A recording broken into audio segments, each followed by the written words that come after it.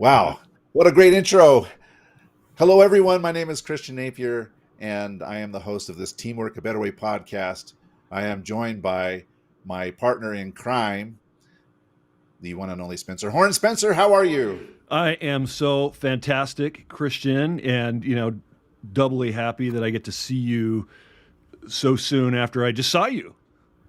Yeah, we just had lunch yesterday with our good friend Patrick at our designated restaurant, Red Iguana, which is the best place to get mole in the state, if not in the country. And so we had some delicious mole amarillo yesterday, and it's great to see you for the second time this week. That's a very rare thing. It is a rare thing, and great to see you. And yes, so this is a 19-year tradition. And I'm just counting. I think we started it in 2004. Have I got that wrong? I think you're correct. I think it was about 2004 when we first started working together on a project, and we've been maintaining it ever since then. Even during the times where you were away, you were living in Las Vegas for several years at that time. But whenever you would come into town, we would reconvene and have lunch there at Red Iguana. So it was great to see you and Patrick again yesterday. Such an honor for me to be with you and for these last 19 years. I've enjoyed it very much, and here's to another 19, or hopefully more. Absolutely, absolutely. Well, I'm excited today, Christian. How about you? Well, I'm really excited because it feels a bit like Christmas morning for me. We received emails from our guest, who you'll introduce in a second, with instructions not to open those emails until just before the show. So I just opened it, and I'm super excited to talk about what I just received from our guest. So, Spencer, why don't you go ahead and introduce her? Absolutely. I mean, our theme for today is cognitive diversity. And you and I, as we know, are both fairly diverse in how we think. But at the beginning of December, I happened to attend the PMI Global Conference, as you know. And one of the speakers that caught my attention, and I was not the only one. I mean, her session was packed with people, was Teresa Lawrence, that I'm going to introduce you to here in a moment. And I speak, I present, and so I'm always interested in other speakers who do a great job. She has incredible energy. She's a subject matter expert in an area that I think is so valuable and useful. And we do some similar things, but she has such a different approach. I'm like, we've got to have her on because she's absolutely brilliant. Well, Teresa Lawrence is she's has a PhD, and she's also a project manager and has been for many years. She has the designation of PMP. We'll talk about that in just a second, because when you manage projects, you've got to bring the best thinking of everybody to the table, and she has the ability to do that. But she is recognized as a subject matter expert on the integration of creative problem solving into project management. And she provides professional services in creativity, creative problem solving, process evaluation, project management, and a variety of development support to help organizations innovate and implement solutions that build organizational capacity and ensure value realization, which is so important to so many organizations. I mean, that's the reason they exist, raison d'être, right? Teresa is president and owner of International Deliverables, LLC, a New York State woman business enterprise. And, she brings that New York attitude and energy, and it's just so much fun to talk to her. And a 2019 Small Business Administration Home-Based Business Award recipient. Since 2017, over 80,000 individuals have been trained by Teresa. So that's a good number. Or have participated in a problem-solving session she facilitated. Now, Teresa is a former superintendent of the schools of New York State, and if there's anything that prepares you for dealing with adults, if you can talk to kids, adults are easy, right? I mean, keeping them engaged. You get to adults, and anyway, I'm so excited to have her. I'm going to bring her up on the screen here. Welcome, Teresa. We are so glad to have you. Friends, it's so great to be here. Spencer and Christian, I consider it just an honor to be with you, and certainly continue to spread good things about project management, creative problem solving, and as you said about today's work, this notion of cognitive diversity, your thinking preferences toward creative problem solving and innovation. And the big thing that I would want any listener to take away is it's about preference, not ability. We all have preferences, and we have the ability to learn and almost to kind of compensate or build onto our skill set so that we can cover our bases. I want you to highlight why that's so important that you really call that out. I mean, in my work, I see a lot of times people get stuck in the idea that this is who I am. I have this profile, and that's why I'm behaving this way. And sometimes that, I mean, is that what you see? I mean, why do you call that out right at the beginning? Right at the beginning. And sometimes I find it's easier for folks to kind of wrap their head around this. If anybody who's listening just wiggles their finger and then clutches their hands together, right, one thumb will go on top naturally. But if you took your hands apart and then tried to put the other thumb on top, you can do it.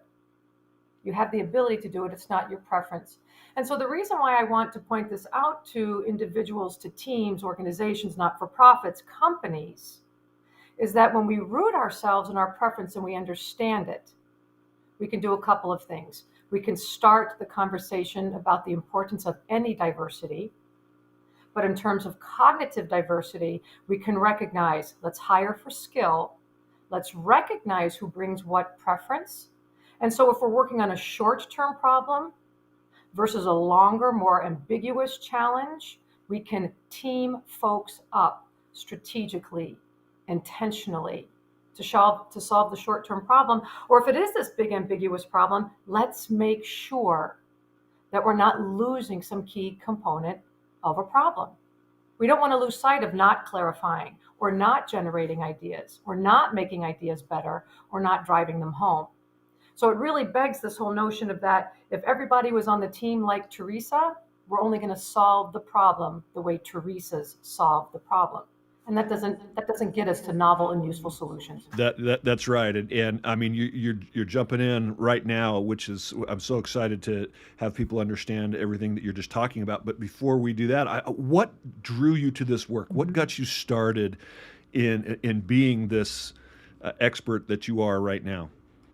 Thank you. So I came up the ranks in public education in 2016. I was superintendent of schools, and I hit a milestone. And I had a conversation with my husband and with my family, and I said, gosh, do I want to do this for the rest of my professional career? And really the answer was no, because what I wanted to do was leverage two things that I do best as a give back to the universe. Coming up the ranks as a superintendent, I realized that a lot of my work was project management, getting buses on time, getting budgets going together, doing $61 million capital projects, putting new curriculum in place, projects. And as a teacher, as an educator, as a professional developer, as a public speaker, this notion of facilitating with cohesion, with great stakeholder buy-in, with great inclusion. And so I said, I wonder if I could make a career out of the combination of those two. Creativity, facilitating creativity, creative problem solving, and project management? And the answer is yes. So after that career, I went back to school and finished my certification in creative problem solving, change management, and leadership, and formally obtained my PMP. The rest is just history.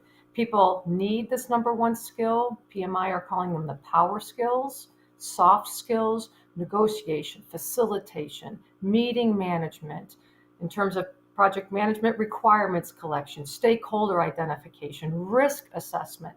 And so being able to take these two things that I do so well, project management and creativity, when you intersect them, teams are on fire, work is on fire, and value, boom, out the road. I like that. Teams are on fire. And so what is the biggest challenge that you see, Teresa, in getting teams to get on fire? Mm-hmm. What I find is that teams wrestle with each other and not the problems. So there's friction, right? Like, why are they asking so many questions? Why are they trying to perfect it? Why is Teresa just trying to get something done? And we end up wrestling with each other. When we look at cognitive diversity and our thinking preferences toward problem solving, we can shift that wrestling of each other and refocus it to wrestling with the problem. I now have two things: an understanding of my thinking preference, and secondly, the thinking preferences of my teammates. And so what I don't do is acquiesce. I don't have to be angry anymore. We will have a common language, common understanding, one about problem solving, and two, the preferences that are around the table. I always like to say, not everybody has to be at the meeting. What are we focusing on? What's the problem? Who is there? Who maybe needs to be there? So teams really jump on quite quickly because it's a time to learn about yourself. And we'll talk about your profiles in just a minute, where you have this revelation, I can't help being me. Once we know what that is and we know that about others, again, we can focus on wrestling with the problem and stop wrestling with each other. So I would like to ask you, Teresa, there are a lot of different frameworks or methodologies that you could use to help identify these, but you've adopted one that you've shared with us and had us kind of not necessarily evaluate ourselves, but we use this methodology so that you could draw out our preferences. So how did you come across the methodology that you use, and how is it beneficial? What was the reasoning behind going ahead and choosing the specific methodology that or tool set that you've chosen to use with teams? Yeah, so I'm an alum of the International Center for Studies in Creativity in Buffalo State in Buffalo, New York. And it's there where kind of really two things came together: the study of the creative problem solving process, 60 years in research. Where FourSight comes into play is Dr. Gerard Puccio, who is the chair of the department, said, if there's this creative problem solving process to clarify, ideate, develop, and implement, I wonder if people have preferences, if they move towards stages of the creative problem solving, some more than others. And the simple answer is yes. We will have either 1, 2, 3, or 4 preferences to those stages of creative problem solving.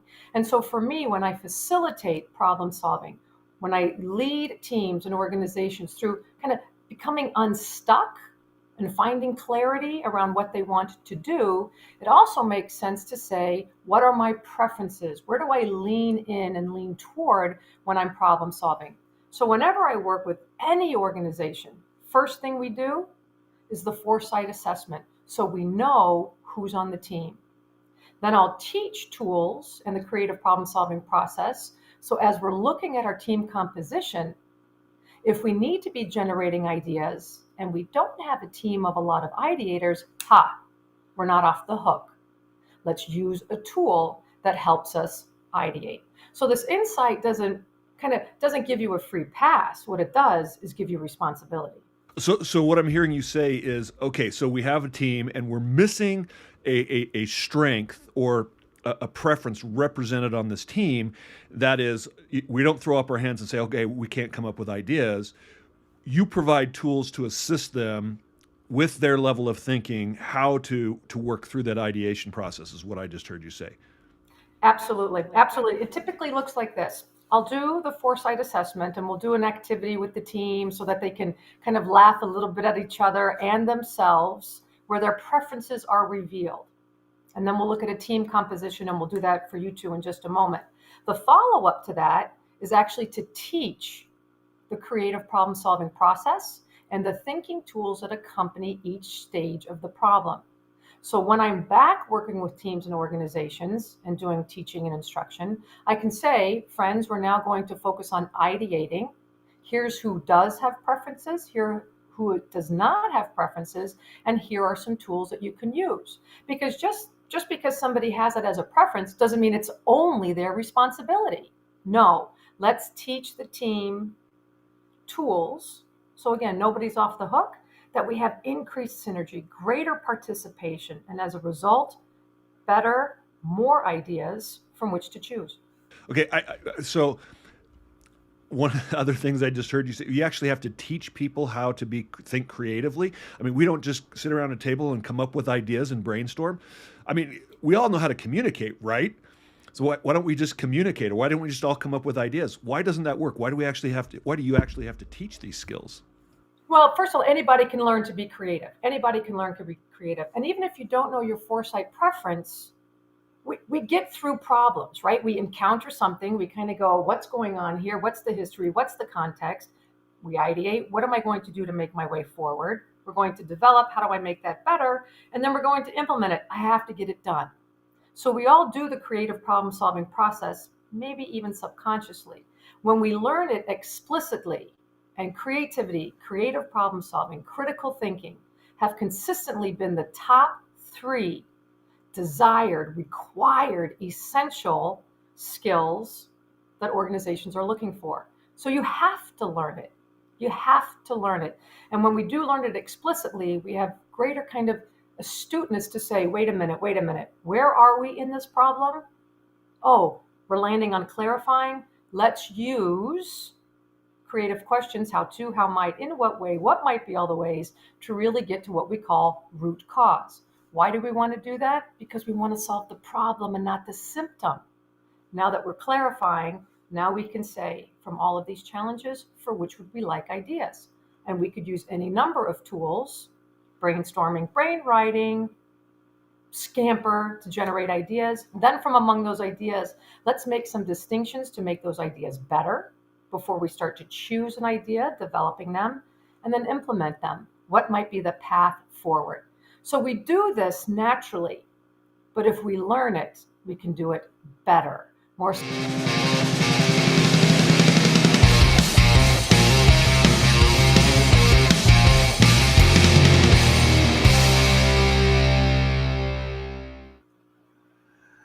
And here we go, trigger figure Spencer.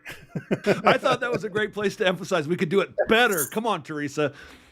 We could do it better. It's a perfect, that was just a perfect illustration of Spencer's implementer focus, right? It's like, great, let's pull the trigger, let's go.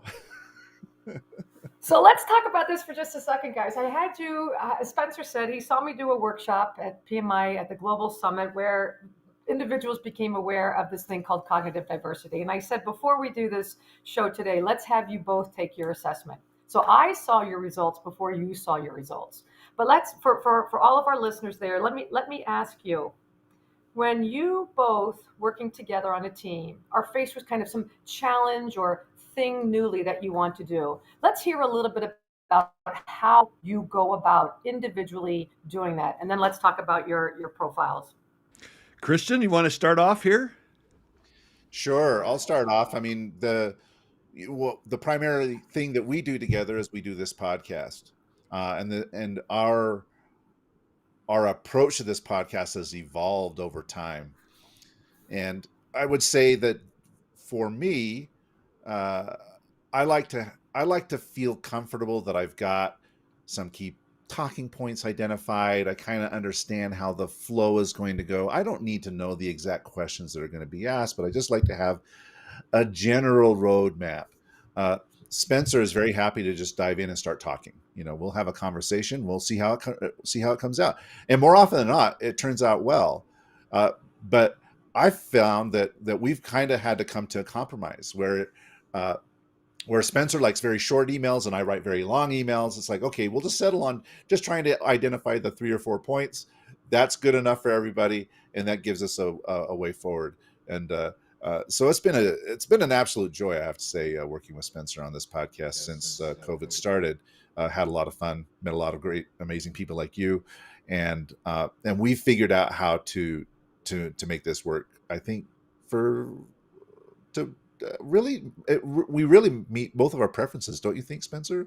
Oh, absolutely. And I love working with Christian because he has all the thoughtfulness that I don't have, because while I'm diving in blabbering, he's thinking of the brilliant questions and listening and and so one of the things that I have done to kind of slow down my driver is I have created systems, and part of that is promoting the podcast means we have to think in advance. What are we going to talk about?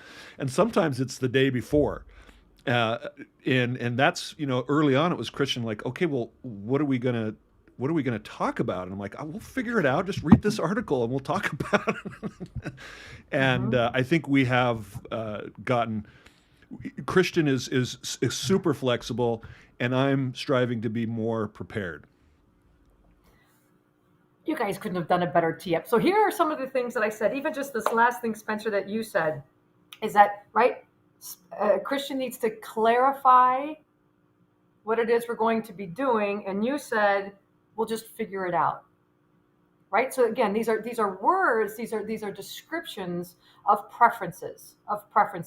So when we'll look in just a second at your results, what we know from Christian is that he's what's called a hare, right? So he has a more of a preference toward clarifying, ideating, and developing, And definitely more hair. and definitely more hare, than implementing. Where Spencer, you are what we call a driver, idea and go. And so you could imagine, I could imagine at the beginning of your working relationship that Christian needed to ask a lot more questions, right? He needed to understand, where are we going? How are we moving forward? What are you talking about? Whereas you might have been thinking, Spencer, in your head, like with the questions already, let's just go, we'll figure it out. And I can see Christian nodding.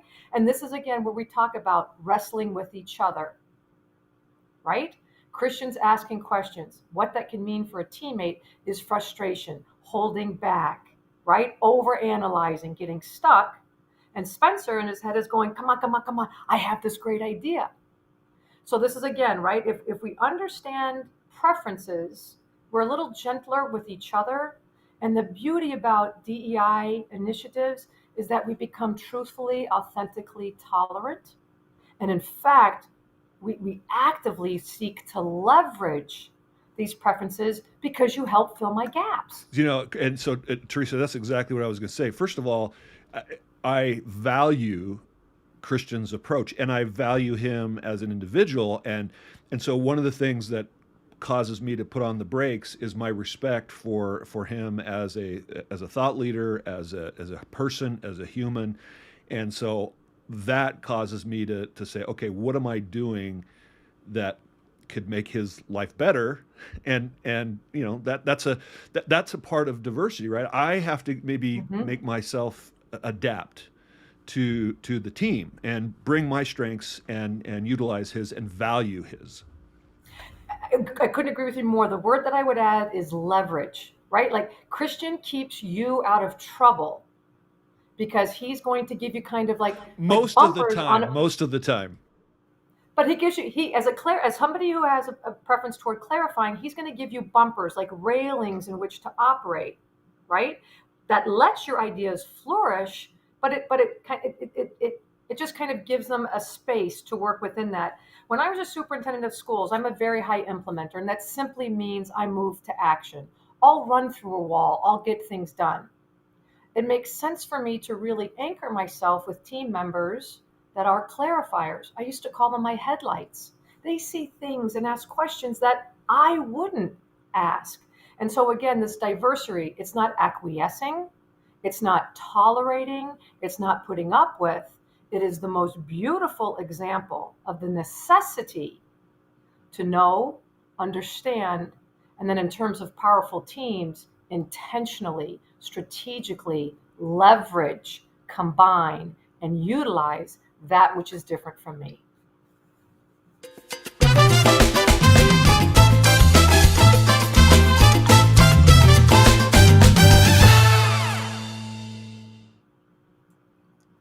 So can we take a look at your profiles? Absolutely. Which slide do you want me to put up, Teresa? If you want to put up the one of both of your profiles, that would be terrific. This one right here? That's just great. So for our listeners out there, let's just talk about what we have. We have, when you take the FourSight assessment, 39 questions, it's taken online, it takes less than about 10 minutes. And again, it will reveal your thinking preferences. So we have Christian on the left-hand side. And remember the 4 stages of problem solving: clarifying, what's the context, what's the history, ideating, generating new and novel ideas, developing, really giving the idea some legs, and implementing, driving it home. So Christian has preferences toward clarifying, ideating, and developing. And if you look at a FourSight profile, there's a neutral zone. What falls above that neutral zone are your peak preferences. But then Christian kind of pulls back, does not have a preference toward implementing. So he'll understand, he generates good ideas, he develops them, he gets them right at the brink. And then he could pull them off, but really he'd rather not. If we look at Spencer, on the other hand, not a preference toward clarifying, but if you need some ideas, he's going to hop right on it. Developing them, and then he's going to go to implementing, where he has a lot more energy. So the power of this is that we certainly capitalize on our preferences. Some things to note that are also downfalls, things like drivers, individuals that are drivers, high ideators. They need big picture. They need their ideas to be understood. Implementers need to feel like there's action, can get frustrated when people don't seem to be moving along as quickly. Developers, they're going to tinker. Ideators, going to generate ideas. Clarifiers, going to give context. So as I said in the beginning, if it's a short problem, quick solution problem, it makes sense to put like-minded people together. For example, if outside of your studio right now, 300 people were going to show up and they needed somewhere to park, I beg you, don't bring Christian to the table. He's going to ask questions. How come they're here? Why are they here? Should we have known about that? Should we have planned further? Have we ever been here before? When really that small problem, that context, that history doesn't matter. We need ideas where to park them. So That's give right. give that problem to Spencer and like preferenced individuals to solve the problem. If, however, it's a much more complex problem, coming back out of COVID, starting up a new podcast, relocating an entire family, you need desperately to have all of those thinking preferences there. Remember, because you have this insight, you're not off the hook, you have responsibility. And if you have a team where you're still lacking individuals of that preference, boom, learn the tools of creative problem solving so that you can recognize we don't have a lot of high ideators. What are some tools that we could use to honor, not forego, not skip that important part of the creative problem solving process? All right. Well, we could talk about this for hours, but I want to come back to the notion of creative problem solving. I think this term is interesting because we use this word creative, creativity, creatives. That conjures up in the mind of some people, and I'll just take myself here. It's like, oh, well, we have artists and musicians, and we have these, and this kind of comes up with this. I have this vision in my brain of what it means to be creative. So I'm wondering if you can help us understand the context Mhm. of creative problem solving, and why do we call it creative problem solving? Is it the same as it's the musicians, it's the artists, it's the designers? What's the crux of the creative part of this? So creativity is widely defined as novelty that's useful. Novelty that's useful. Something that's new, that's useful. The follow-up to that is innovation, and that is kind of bringing that novelty and usefulness into action. So creativity always precedes innovation. So we're not talking about, you're absolutely right, creativity, making music, making art, being able to be an engineer and craft a bridge, or an architect and see a building come into play. Creativity is defined as novelty that's useful. So creative problem solving. Creativity, looking at new, useful ways, problem, any issue, challenge, opportunity, solving, coming up and arriving at a solution. So creative, intentionally novelty that's useful to address any problem, challenge, solution, to arrive at these solutions that actually allow us to address it or mitigate it or leverage it and exacerbate it. So again, creativity, not about making music. You could use the process to come up and support the creation of music. But again, the arrival of novelty that's useful. Anybody can learn it, and we want to be able to be creative on demand, right? Think about your problems and your projects and your life and your family. I don't know about you, time, energy, resources. I don't have a reset button. I need to solve problems on demand. I need novelty that's useful to understand and address my challenges or leverage my opportunities. Teresa, we have a comment on LinkedIn from Tim Kozensky, and he says, "Is this like understanding each other?" Question mark, and then like a DISC assessment. Um, so Tim was wanting some clarification on this with like a behavioral assessment. Mm-hmm. So FourSight, so lots of research has been done on FourSight that allows tremendous correlations with other assessments, things like DISC. The cornerstone, the crux of FourSight is the revelation of your thinking preference or preferences toward the creative problem-solving process and the innovation process. So it is absolutely learning about ourselves. And anybody who takes the FourSight assessment, it's been my experience in all of my years, they read it and it's as if some person has been walking this earth plane with me since the beginning, because it's a mirror back, not to ability, but to my preferences. For example, again, I'm a high implementer. And to know me is she goes, she does, she runs through doors, she jumps into pools, she doesn't even know if there's water, right? Kind of a downfall. But my superpower, this girl gets things done. I make things happen. I bring it across the finish line. No surprise to me. But when I take the FourSight assessment, I have this understanding. And it lets me then say, I need to be mindful that I really don't ask clarifying questions. So when I'm running through a door, do I need to run at all? And do I need to run through that door? Let me better understand that. It allows me to say, Teresa, you might want to pause and take some more time to get better ideas about how you need to proceed forward. And you might want to take some time to develop those ideas so that when you're charging forward, you don't have to circle back. You don't have to now take a moment to better understand or come up with a different idea or make an idea better. So it is some absolutely understanding of who we are, and again, our preferences toward problem solving. I cannot underscore enough, it's not about ability. We all are functioning adults, some days more than others, but we do solve problems. This allows us to have insight about ourselves, others on our team and their preferences, and also insights to where we might want to develop our abilities further so that we don't miss a base. Here's the thing, if second grade wasn't important, we would go from first grade to third grade. If ideating wasn't important, we would go from clarifying to developing, but it is important. And we should honor each part of the creative problem solving process so that we ensure effective, sustainable, powerful remedies, solutions to challenges and opportunities.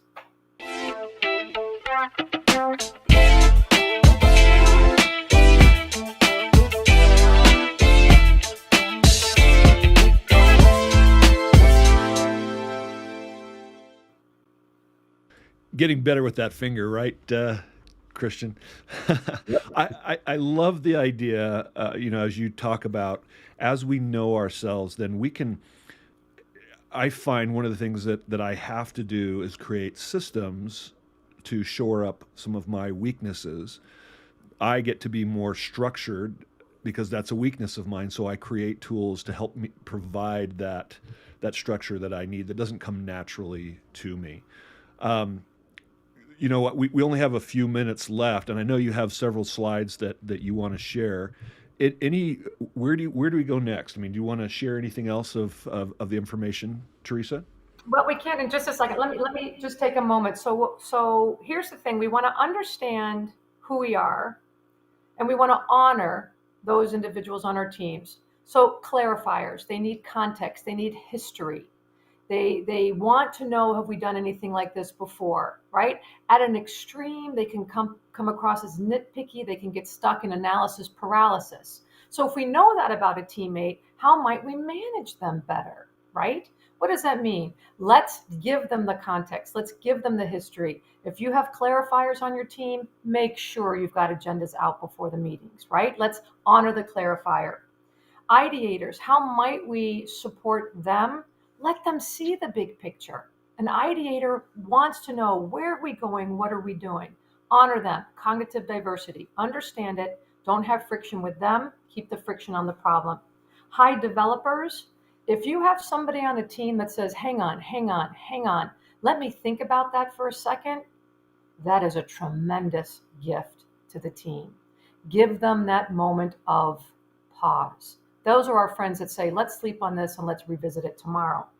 And high implementers, give them a sense that you are working on it, you are thinking about it, you are developing it, and kind of entertain their level of energy. So I just want to make sure that we point that out.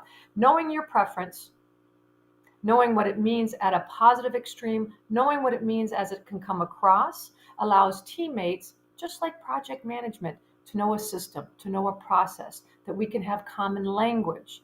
Now, if I'm talking to a teammate, I can say, listen, I know you have a high preference for clarifying and you're going to have a lot of questions. Can we limit it to 10? Can you get those questions to us in advance? I do so much work with schools and superintendents and school board presidents. And once they know their preferences, we had a superintendent that was a high implementer, action, action, action, and a school board president that was a high clarifier. And so when they were preparing for their meetings, you can imagine this friction and tension. And once they understood their preferences, oh, you're not trying to be angry with me. You're trying to satisfy your preference toward problem solving. And it completely changed the 10 dynamic of their relationship. questions seems like a lot, Teresa. That's hey, but I do I do have one other follow-up comment from Tim Kaczynski. He says our politicians could use this. You know what, Tim, help me out here. You don't even know how many times I have reached out to all kinds of organizations, the Problem Solving Caucus, my own congressman. If we knew about our problem solving preferences, we would know who was in the room. If everybody could learn the problem solving process, I'm telling you, there's not a problem we couldn't solve. Wow. What? No music there, Spencer? No music? That was like a mic drop.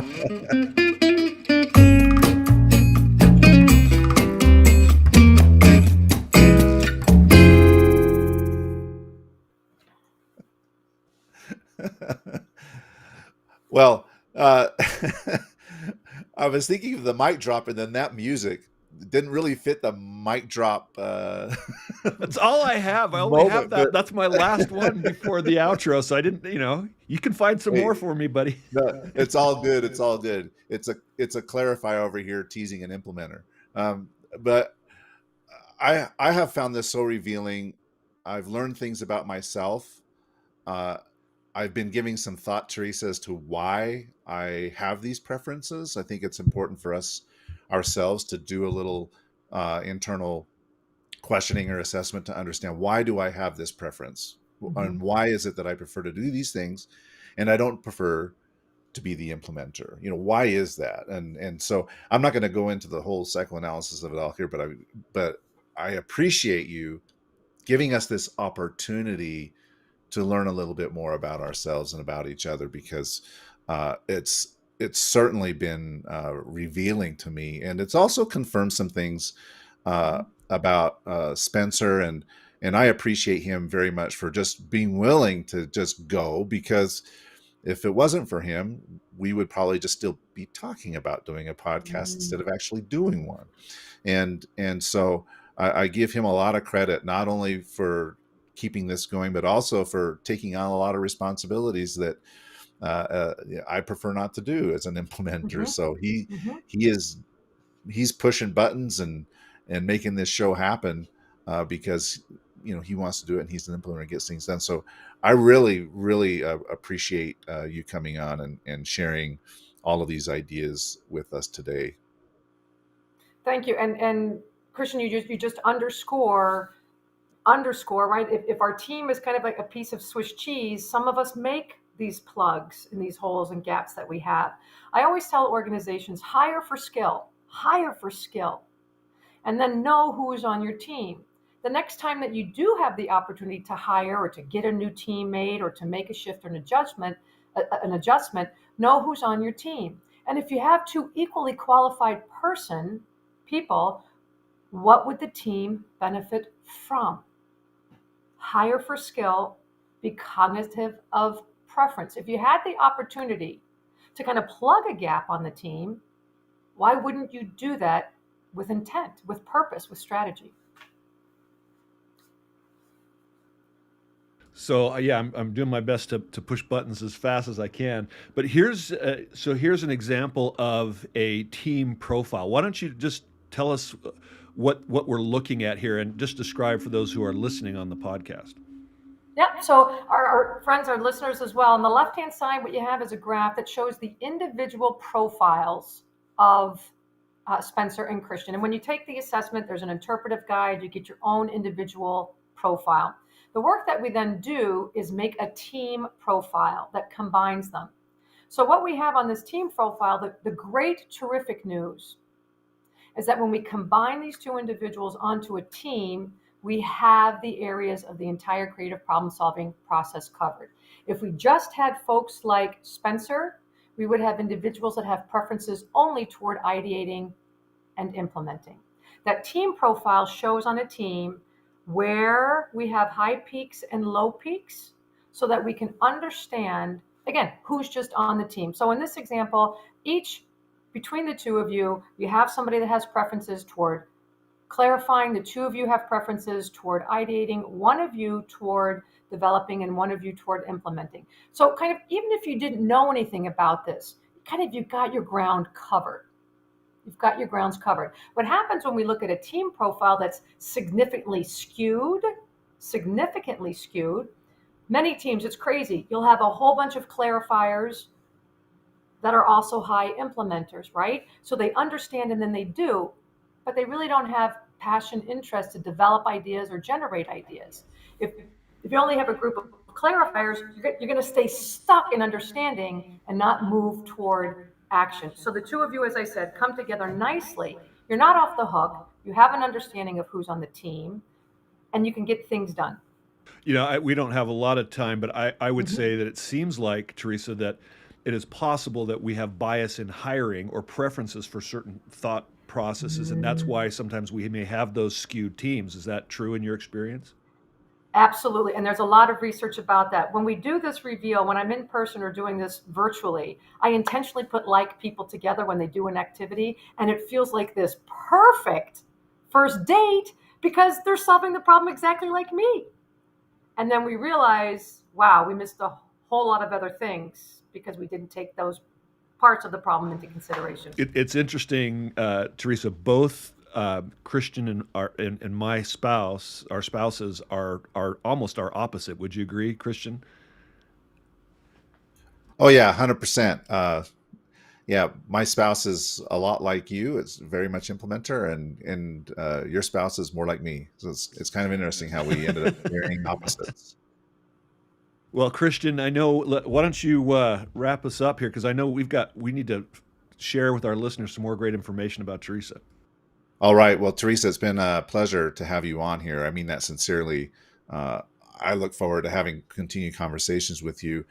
If our listeners and our viewers, they want to learn more about FourSight, they want to learn more about how you can help their organizations creatively solve problems, what's the best way for them to reach out and contact you? Thank you for that opportunity. So at the end of the slide, there's one up here now that Spencer's put up. If you want to just hit that QR code, you can immediately connect with me on LinkedIn. My information is there. My telephone number is 716-536-4848. And my name, Teresa at internationaldeliverables.com. That's my company. I will help you administer, debrief, FourSight, small teams, big teams, hundreds of people in the room, the entire organization, training on creative problem solving, training on project management and the intersection of creative problem solving, facilitation, certification training. There's lots that I do. If you hit me up on LinkedIn, that really is your best place to find me. Just message me, and I'm happy to stay in touch. And we can look at foresight and cognitive diversity virtually or in person. And take it from me, she's a great facilitator, entertaining, educational, and gets people to just comfortably get into action, which is, that's where we learn, by doing and experiencing. So well done. So glad to have you, Teresa. Thank you. Thank you, friends. It was terrific. Christian, you want to wrap us up? Yeah, it's funny. My video got caught in a little loop there. Yeah, Spencer, if people want to learn more about how you are helping teams reach their peak performance, how can they reach out to you? The easiest and fastest way, just reach out to me on LinkedIn. Spencer on LinkedIn, and Tim Kaczynski on LinkedIn says, thank you, Teresa. And Christian, you are an incredible advisor, counselor. You've been consulting for years and years. How do people find you? LinkedIn. Why not? LinkedIn. Find me. Just look up Christian Napier. Find me on LinkedIn. All right, listeners and viewers, thank you so much for taking time out of your day to join us. Please like and subscribe our podcast, and we'll catch you again soon.